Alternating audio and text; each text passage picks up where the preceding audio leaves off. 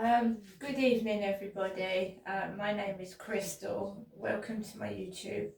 It's Monday evening. It's 20 to 9 on a Monday evening. Good evening. I've walked Max, so about 7 p.m. I took Max, my Chihuahua, out for a walk. When someone like myself is being targeted by unknown individuals, for some reason I don't know what it is,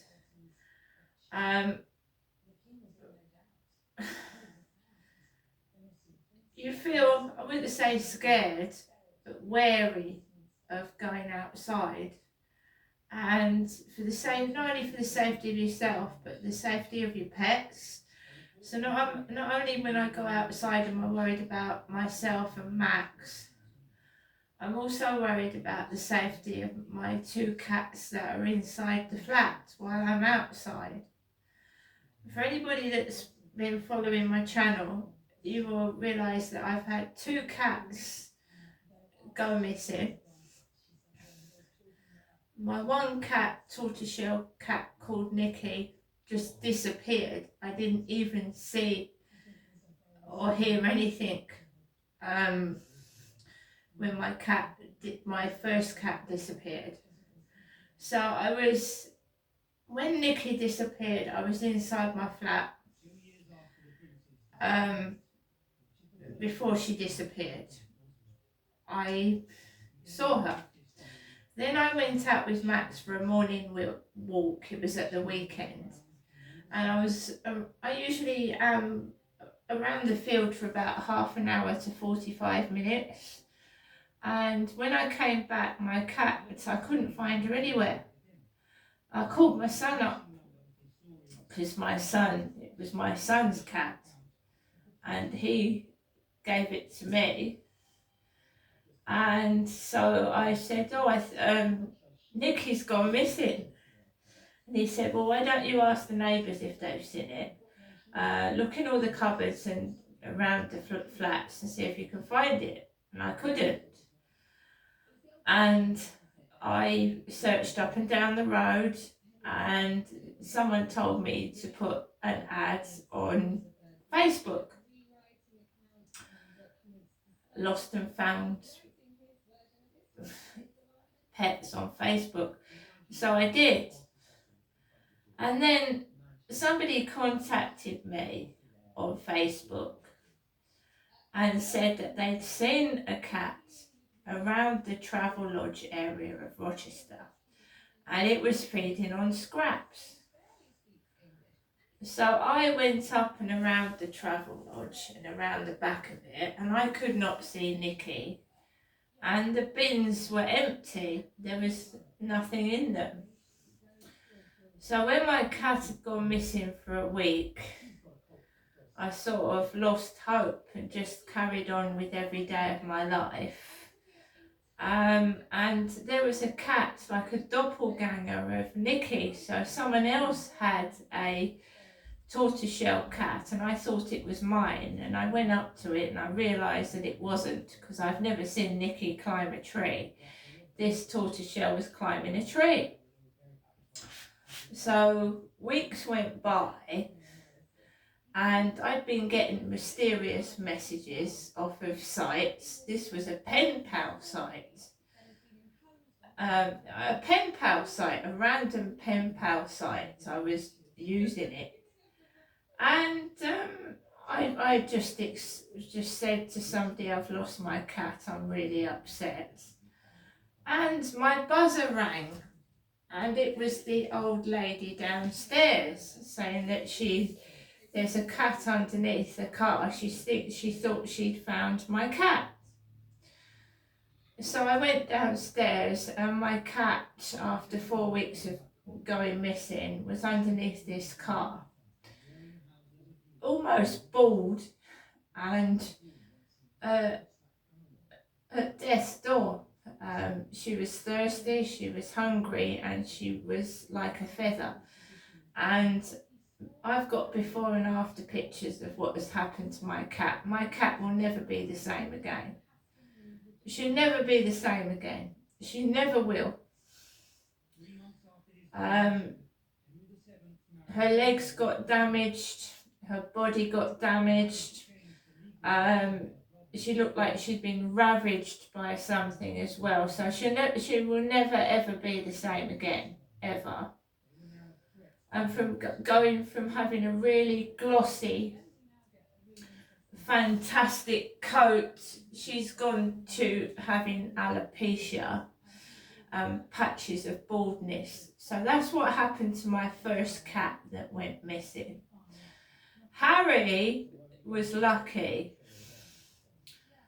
because I had pictures of him, and the woman that had him was trying to keep hold of him, and she wanted me to prove that my cat, it was my cat. And this woman came into my flat, and I thought she had a peculiar manner about her. She was odd. I didn't want this woman to come into my flat. She also took my WhatsApp down. She wouldn't let me have my cat unless I showed her pictures of my cat, basically. And this was whilst that Sean character from Wales was talking to me. So I gave her my WhatsApp. The next thing I know is she's gone. I've got my cat back. She didn't text me back with a place to get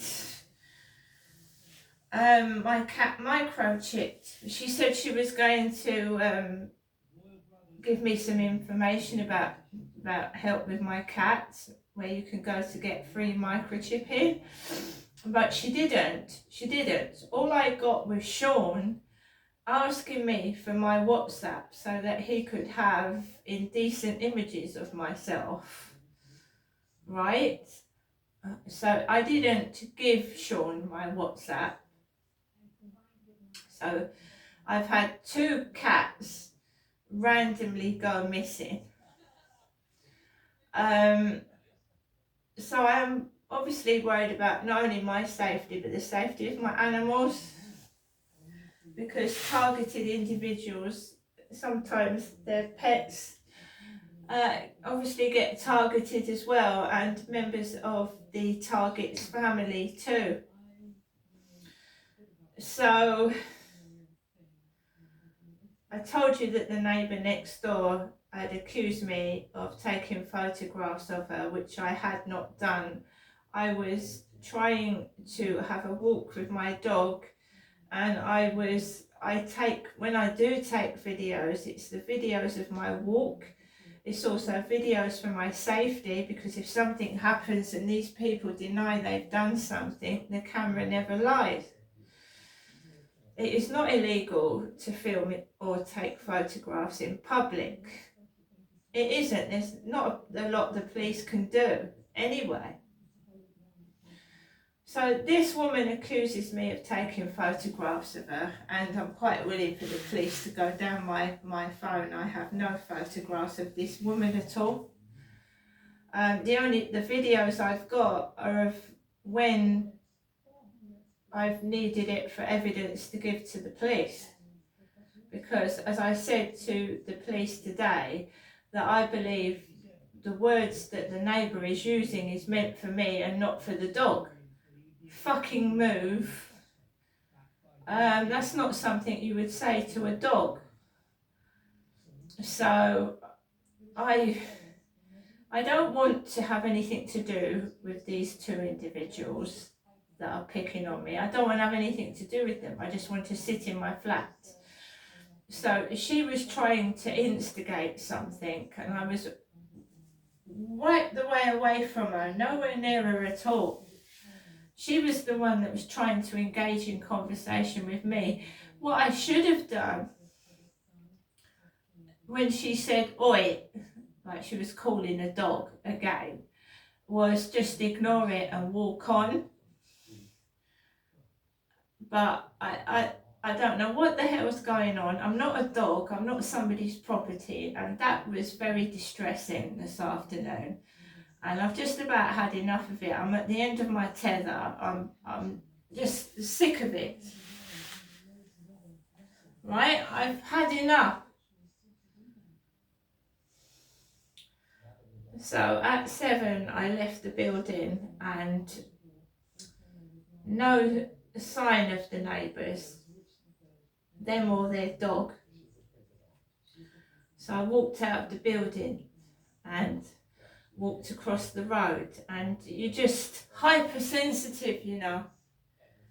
Your ears and your eyes are open and you're hypersensitive, so you absolutely hear and see everything. So I walked up to the field. There was a guy with a bike sat on a bench. I walked past him, and there was a guy on the bench on the field, and I'd inhaled cannabis that was still prevalent in the downstairs of this block of flats, and I was dizzy and I was disorientated and I was hot and I was stressed.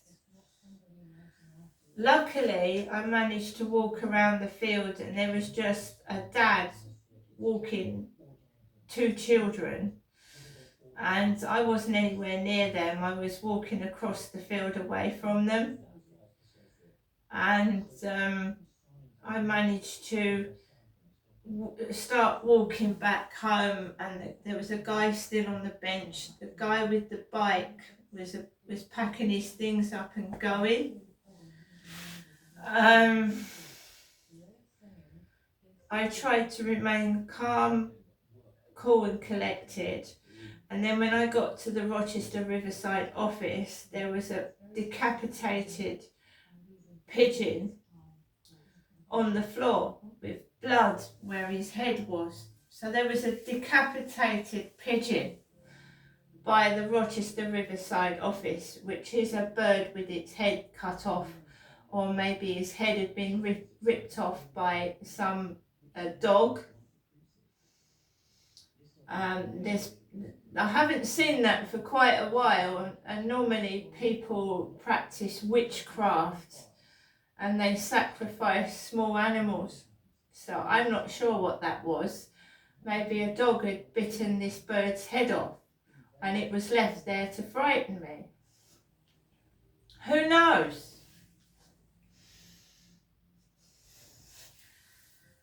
We can't make presumptions because we don't know for sure that that bird was left there to terrify me. A dog could have just got hold of a bird and ripped its head off, and it just laid there covered in blood. I've taken photographs of the dead bird. Obviously it notes down the time as well. Somebody knows what time I walk my dog.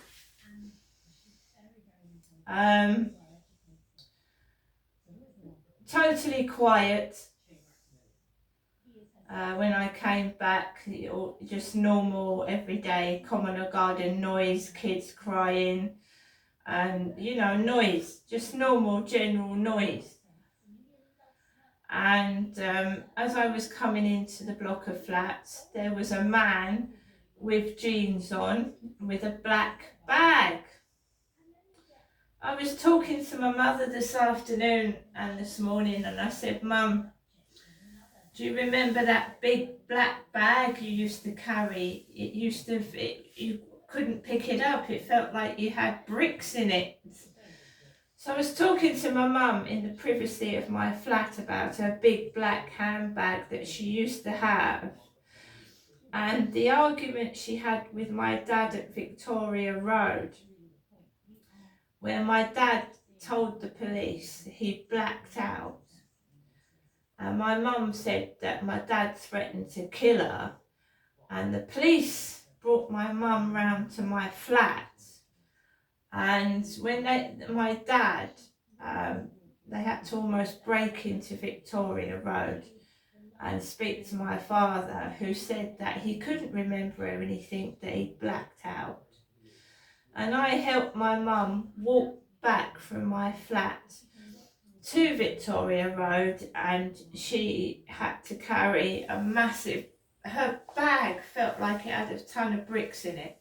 So she walked from Old Road Chatham to Victoria Road, and I walked with her from my flat to the house, and she was carrying this really heavy black bag, and she had to keep putting it down and picking it back up because it was so heavy.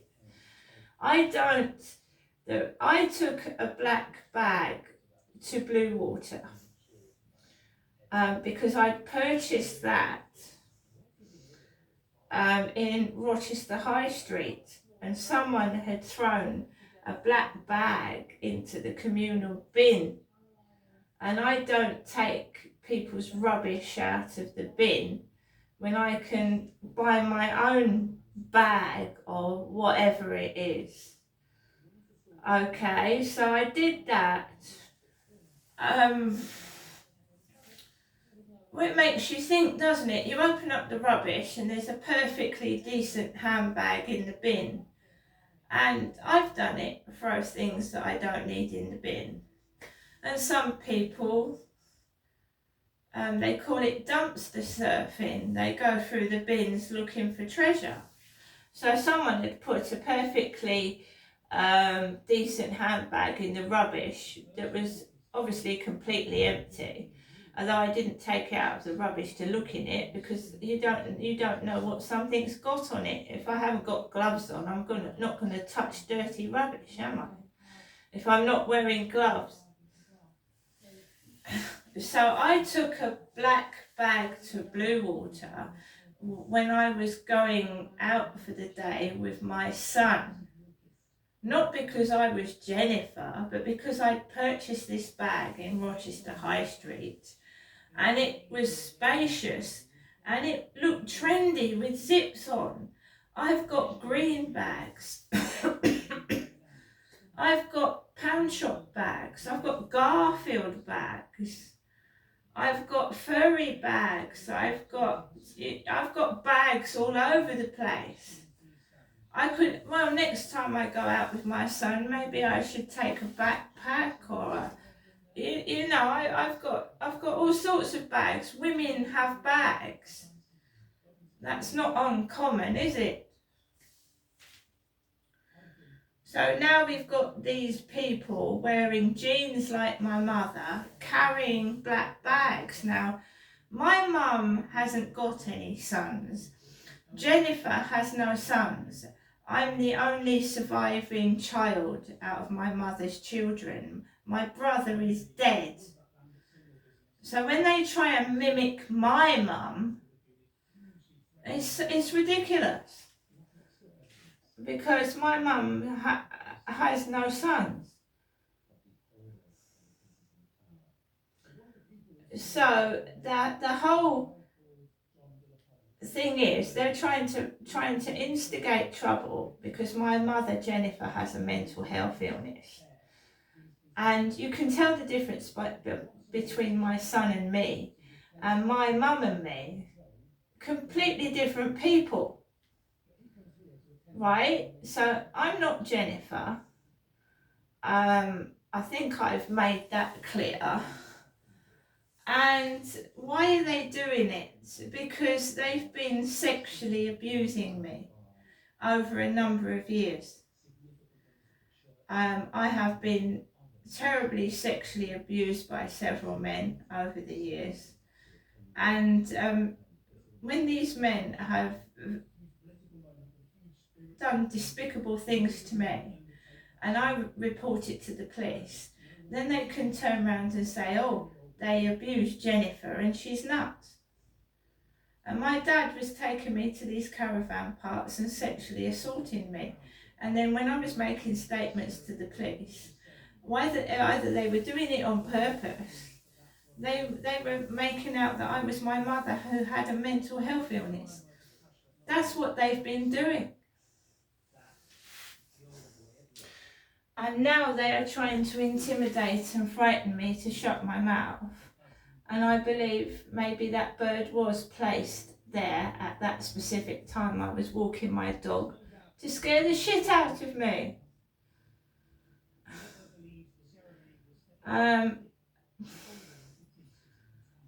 Yeah, you are going to get stressed out if you're not eating properly.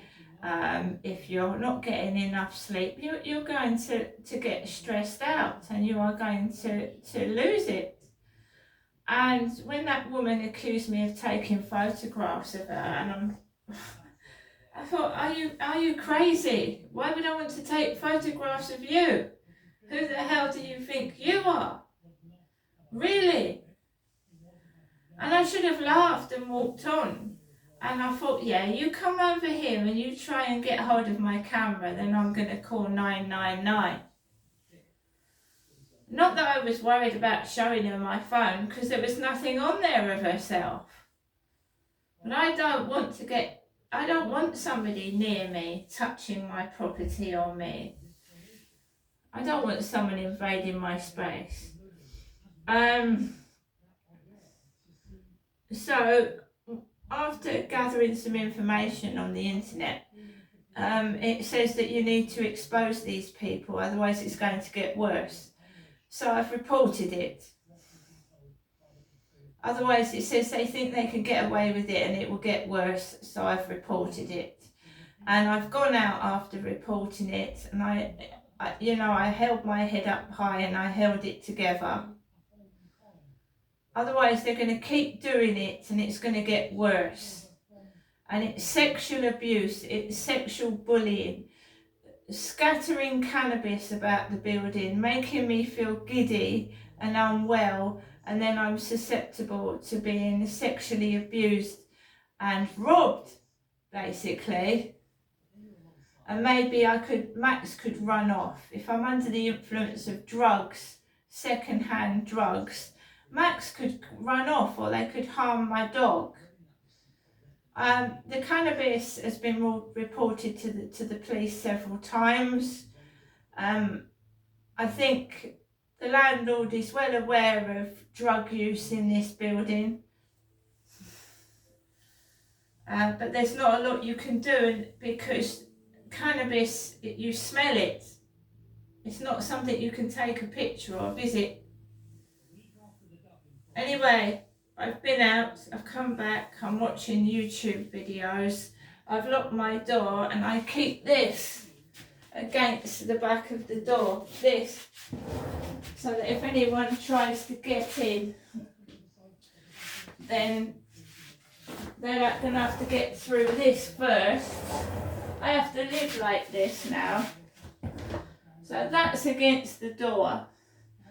Max will bark if anyone attempts to break in or smash the door.